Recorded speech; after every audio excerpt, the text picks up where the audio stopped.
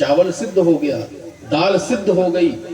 सिद्ध हो गई मतलब अब भगवान को भोग लगाने लायक हो गई है। तो परीक्षित जी ने कहा सिद्धोस्मि, सिद्ध हो गया हूं, अर्थात भगवान के चरणों में बैठने योग्य हो गया हूं। अनुग्रहीतोस्मि, आपकी कृपा से अनुग्रहित हूं। अब कुछ नहीं चाहिए प्रभु, केवल आपकी कृपा चाहिए। सुखदेव जी महाराज समझ गए, एकाग्र हो चुका है। आशीर्वाद दे करके गंगा के तट से भगवान सुखदेव जी का प्रस्थान होता है। सुखदेव जी महाराज की जय। परीक्षित जी एकांत स्थान में गंगा के तट पर आकर के बैठ गए। 7वां दिन था। सुखदेव सूत जी महाराज ने कहा, मेरी आंखों देखी बात है, परीक्षित की मृत्यु के पहले ही परीक्षित का सूक्ष्म शरीर उनके शरीर को छोड़ करके गया और ब्रह्म तत्व में विलीन हो गया। शरीर बस रखा हुआ था। उसी समय तक्षक सर्प आया, ब्राह्मण का वेश बना करके विष का प्रयोग किया। उस विष के प्रभाव से जो शरीर पांच भौतिक रूप में बचा था वो जल करके भस्म हो गया। राजा परीक्षित को परम पद की प्राप्ति होती है। परीक्षित महाराज की जय। सूत और शौनक संवाद। सूत जी ने चारों वेदों का संक्षिप्त परिचय दिया, 17 पुराणों का वर्णन किया है, 18वें पुराण की महिमा गाई है। नमो धर्माय महते नमः कृष्णाय वेद से ब्राह्मणेभ्यो नमस्कृत्यो धर्मान वक्षे सनातनान। धर्म को नमस्कार करके ब्राह्मणों के आशीर्वाद से और भगवान की कृपा से हम सब ने इस बल्लारपुर में श्री राम मंदिर के प्रांगण में बैठकर ये जो श्रीमद् भागवत की पावन कथा का प्रसंग सुना है, ये भगवान की कृपा का अद्भुत परिणाम है। इससे बड़ी और कोई कृपा नहीं हो सकती। आप लोग देखिए, घर में एक दिन का कोई काम करो तो 100 प्रकार की परेशानियां और संकट आते हैं। ये 7 दिन का आयोजन बिना किसी विघ्न के संपन्न होता है, यही भगवान की कृपा है, क्योंकि ये भगवान ही है और भगवान के कार्यों में किसी प्रकार का कोई विघ्न नहीं होता। तो बड़े प्रेम से हमने ये श्रीमद् भागवत की कथा का प्रसंग सुना है, महिमा इसकी सुनाई है आपको। निम्न गानाम यथा गंगा देवानाम उच्चतो गधा, वैष्णवानाम यथा शंभु पुराणानाम इदं तथा। नदियां तो बहुत हैं संसार में और बड़ी बड़ी नदियां हैं, नद हैं, लेकिन महिमा किसकी है? गंगा की। जैसे नदियों में श्रेष्ठ गंगा। देवता तो बहुत हैं संसार में, देवी देवता तो बहुत हैं, लेकिन महिमा किसकी? भगवान नारायण की। देवताओं में जैसे अच्युत भगवान नारायण श्रेष्ठ हैं, वैष्णवानाम यथा शंभु, और भगवान के भक्त भी बहुत हैं संसार में, लेकिन उन भक्तों में सर्वश्रेष्ठ भक्त कौन?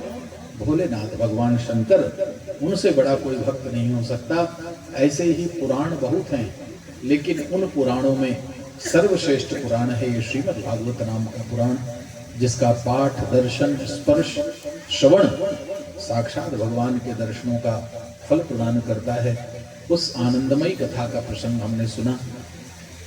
यद्यपि ये कथा संपूर्ण जगत का कल्याण करती है, संहिता है, लेकिन जिस परिवार के द्वारा इस कथा का आयोजन किया जाता है, विशिष्ट भाव रखा जाता है कि जिस परिवार के द्वारा इस कथा का आयोजन किया गया है, उनके परिवार में, उनके पूर्वजों में किसी कारणवश यदि कोई जीव अधोगति या निम्न लोक में भटक रहे हों, तो 7 दिन कथा को श्रवण करके वो भी भगवान नारायण के चरणों में अपना श्रेष्ठ स्थान प्राप्त करें। हम आप सब लोग जिन्होंने बड़े भाव से इस कथा के प्रसंग को सुना, हम सब धन्यवाद के पात्र हैं। मूल रूप से ये संपूर्ण तिवारी परिवार, कमलेश जी, उनकी पत्नी उमा जी, गोपाल भैया, उनकी पत्नी आरती जी, सोपाल भैया, उनकी पत्नी सीमा, अद्विक और उनके समस्त परिवारीय जन जिन्होंने इस कथा के प्रसंग को यजमान रूप में धारण करके इस कथा का संकल्प लिया। संकल्प का विशिष्ट फल होता है। संकल्प ग्रहण करके जिस कार्य को करना है, उस कार्य का विशिष्ट फल जीव को प्राप्त होता है। तो संकल्प रूप में इस कथा का भाव इस संपूर्ण तिवारी परिवार ने ग्रहण किया। तो व्यासपीठ की तरफ से हम मंगल कामना करते हैं, इनके परिवार में सब सुख समृद्धि रहे, आरोग्यता रहे और भगवान की भक्ति श्रेष्ठ रूप से इनके यहाँ निवास करें। आप सब राम मंदिर के जितने भी सदस्य ट्रस्टीगण हैं, बहुत प्रेम से आपने इस कथा के प्रांगण में कथा की बहुत समुचित व्यवस्थाएं की हैं। तो संपूर्ण इस मंदिर के भक्तगण, ट्रस्टीगण, उन सबको भी व्यासपीठ की तरफ से बहुत बहुत शुभकामनाएं, मंगल कामनाएं हैं। बल्लारपुर के जितने भी श्रोतागण हैं, जो प्रतिदिन इतने भाव से कथा में आते हैं। और यहाँ के श्रोता बड़े अच्छे हैं, प्राय ऐसे श्रोता कहीं मिलते नहीं हैं। बाकी जगह जाओ तो इतनी बातचीत होती है कि आधा घंटा तो चिल्लाने में लग जाता, भैया शांत रहो शांत रहो।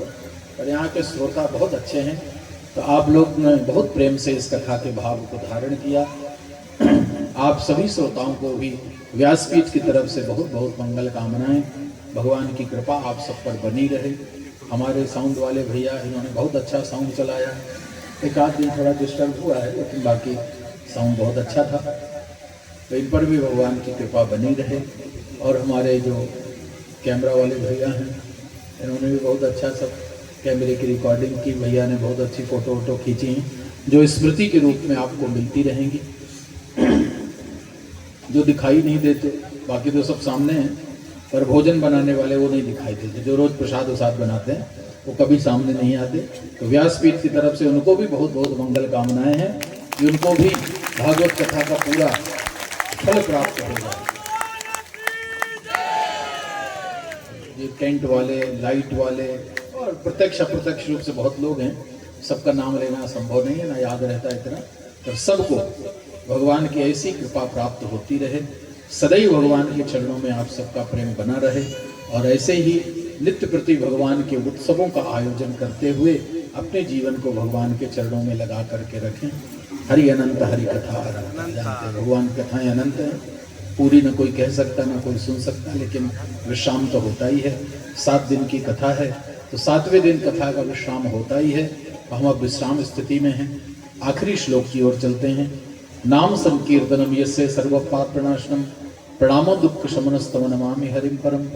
जिनका नाम संकीर्तन करने मात्र से हमारे जीवन के समस्त पाप ताप दूर हो जाते हैं, ऐसे भगवान नारायण और भगवान नारायण की इस मंगलमयी कथा को प्रणाम करते हुए राम दरबार में विराजित भगवान के समस्त स्वरूपों को प्रणाम करते हुए आइए अपनी इस कथा को अब यहीं भगवान के चरणों में समर्पित करते हुए अब अपनी वाणी को और इस कथा को यहीं पर विश्राम देते हैं। बोलिए भागवत भगवान की जय। बोल भक्तवत्सल भगवान की बांके बिहारी लाल की जय। जय श्री राधे। लक्ष्मीनाथ समारंभां नाथयामुने मध्यमाम् अस्मदाचार्य पर्यन्तां वंदे श्री गुरु परंपरां। परम पूज्य भगवान रामानुजाचार्य जी के चरणारविंदों में अनंत बार नमन करते हुए, सदगुरुदेव के चरणारविंदों में कोटि कोटि बार नतमस्तक होते हुए आज इस कथा के पावन विश्राम दिवस के अवसर पर हम सब यहाँ पर उपस्थित हुए हैं।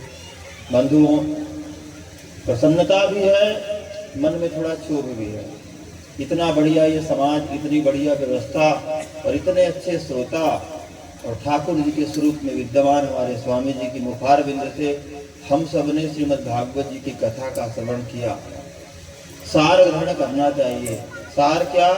4 वेद 6 शास्त्र में बात मिली है दोय, सुख दीने सुख होत है, दुख दीने दुख होय। निश्चित रूप से हमारे पूर्वजों के स्मृति के फलस्वरूप आज हम सब इस परम पावनी कथा को श्रवण करके अपने जीवन को धन्य कर रहे हैं। जिन लोगों ने भी आकर के यहाँ सेवा दी, सभी को सादर धन्यवाद प्रणाम करते हुए आज एक बार पुनः आप सभी से निवेदन कर रहे हैं। कल महाराज श्री ने जैसा बताया, हमारे आचार्य आश्रम में हरिद्वार में अन्न क्षेत्र की व्यवस्था की जा रही है। उसी क्रम में एक माता जी हैं, उन्होंने गुप्त दान दिया। एक बार तालियां बजाकर उनका सम्मान करें। और आज सुबह ही महिला मंडल के द्वारा, उनका नाम तो मैं नहीं जानता, लेकिन उन्होंने भी एक दिन की सेवा दे करके अपने जीवन को धन्य किया। एक बार कर्तव्य ध्वनि के द्वारा उनका भी सम्मान करें। महाराज श्री क्या कहें, कुछ कहने के लिए शब्द नहीं।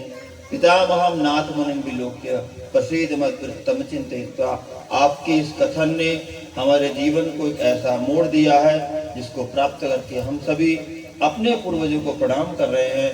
आज इसी क्रम में हमारे परम आदरणीय तिवारी जी, जो इस कथा के मुख्य यजमान रहे हैं, आपसे आज मैं अनुरोध करता हूँ। अब तक तो अभी यजमान ही हैं, लेकिन हमसे ज्येष्ठ हैं, श्रेष्ठ हैं। हमारे सगे भी हैं, संबंधी भी हैं, अभिभावक भी हैं, और यजमान को प्राप्त करके स्वयं साक्षात परमात्मा का रूप धारण करके बैठे हैं। आपसे आग्रह है पूज्य महाराज से के सामने अपने वाणी के द्वारा हम सबको कुछ भाव अर्पित करें। परम आदरणीय तिवारी जी, यजमान जी 1 मिनट के लिए आवें। आज प्रसाद, हलवा प्रसाद का जो वितरण किया जा रहा है, ये संजय तिवारी एवं संजय प्रसाद जी के द्वारा किया जा रहा है। आप सभी को हार्दिक शुभकामनाएं। इन्हीं शब्दों के साथ अब मैं इस माइक को भगवान इन सभी का कल्याण करें।